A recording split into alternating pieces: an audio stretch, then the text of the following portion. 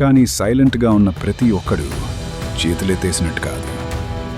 అప్పటికే వివిఎస్ లక్ష్మణ్ తన classic షాట్స్తో 66 runs కొట్టి దురదృష్టవశాత్తు రన్అట్ అయ్యాడు. కానీ ఆ టైంలో ఎవరూ ఊహించని ఒక అండర్ డాగ్ మైదానంలోకి అడుగుపెట్టాడు సంజయ్ బంగార్. ఒకవైపు రాహుల్ ద్రవిడ్ గోడలా నిలబడి 109 రన్స్ సెంచరీతో నడిపిస్తే బంగార్ వేట ఆడటం మొదలుపెట్టాడు. అతను కేవలం డిఫెన్స్ ఆడటానికి రాలేదు, విండీస్ గర్వాన్ని అణచడానికి వచ్చాడు.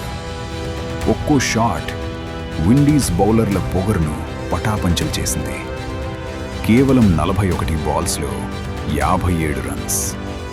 నిన్నటిదాకా ఎగతాళి చేసిన బౌలర్లు ఇప్పుడు ఎక్కడ బాల్ వేయాలో తెలియక భయపడ్డారు.